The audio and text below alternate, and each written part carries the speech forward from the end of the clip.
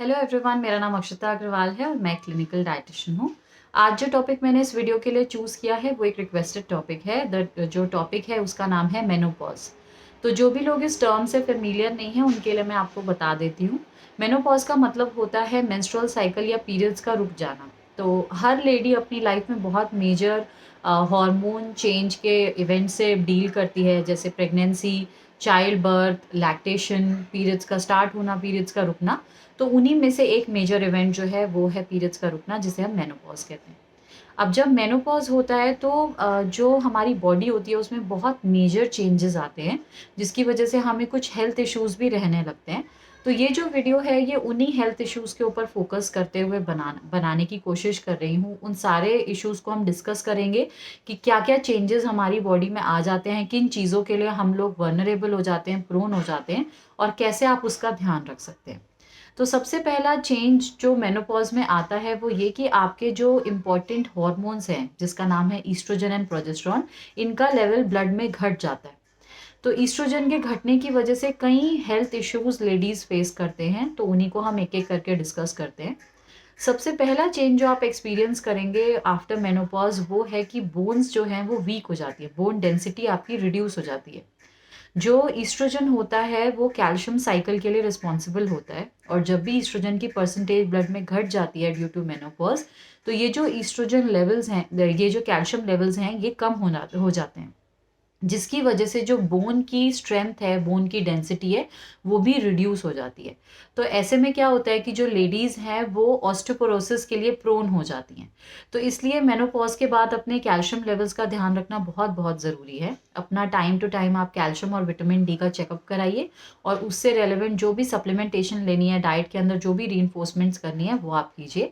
Calcium और vitamin D पे मैंने डिटेल वीडियो करा है, लिंक मैं आपको डिस्क्रिप्शन में दूंगी, आप जाके उसे भी देख सकते हैं और उसको भी इम्प्लीमेंट कर सकते हैं। सेकेंड चेंज जो बॉडी के अंदर आता है वो है मूड स्विंग्स।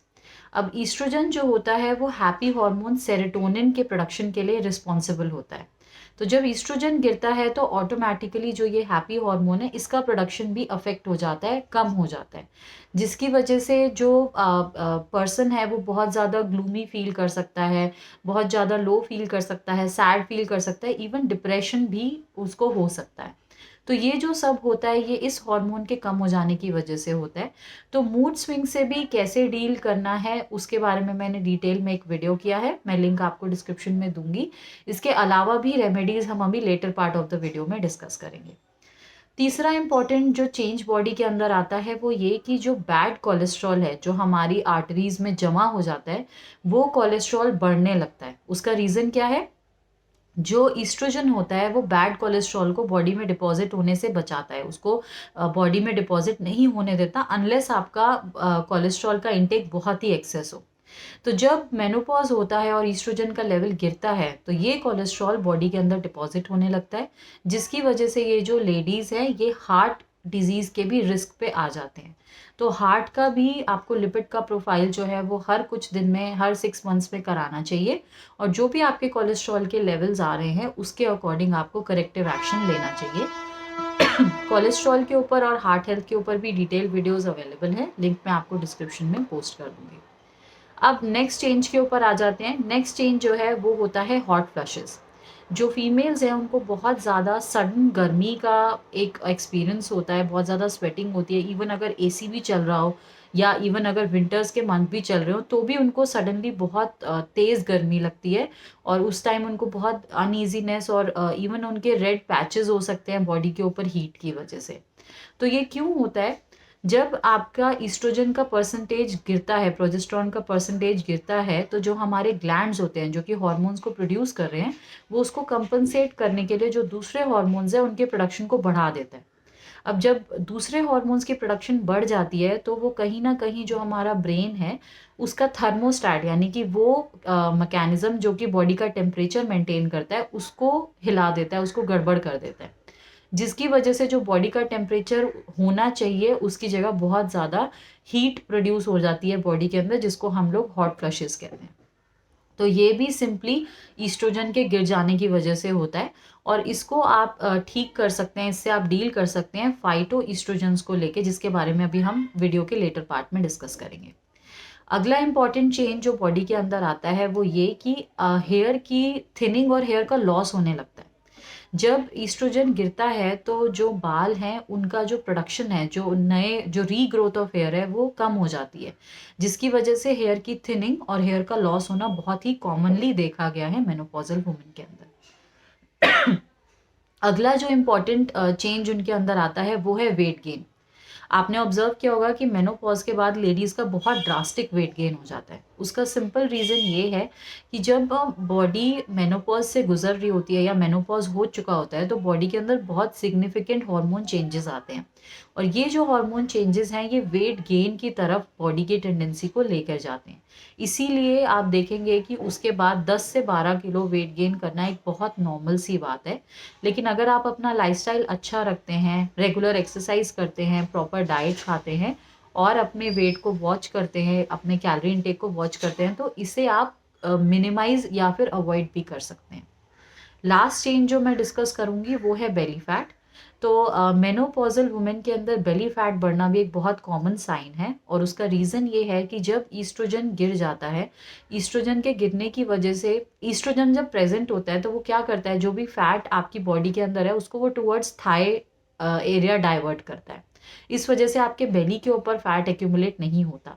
पर जब ईस्ट्रोजन के लेवल्स गिरते हैं मेनोपॉज की वजह से, तो ये जो फैट है ये बेली पे डिपॉजिट होने लगता है इंस्टेड ऑफ थाइस, और इसी वजह से आपका जो बेली एरिया है वो नॉर्मल से ज़्यादा हैवी हो जाता है मेनोपॉज के बाद।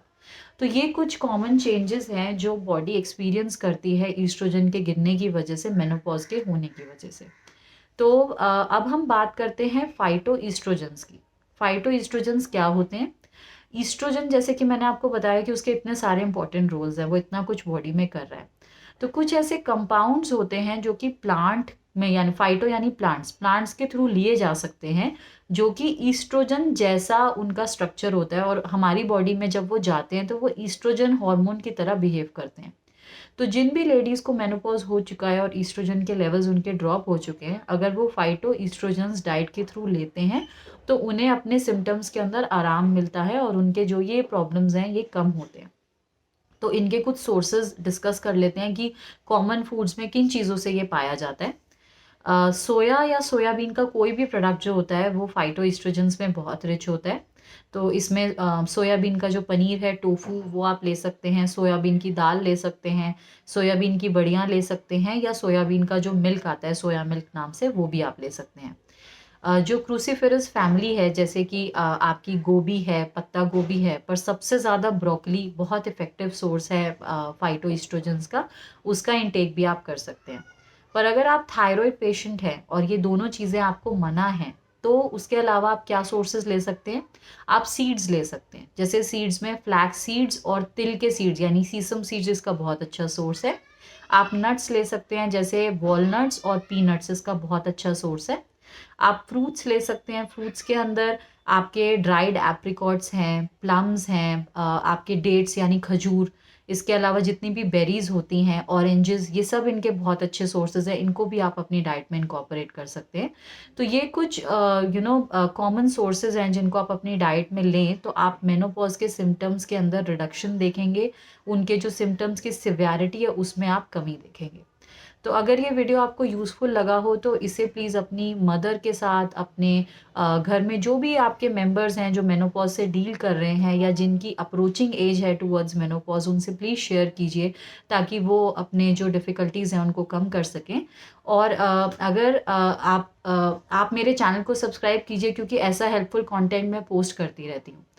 तो मैं आपसे अगले वीडियो में मिलूँगी। Thank you.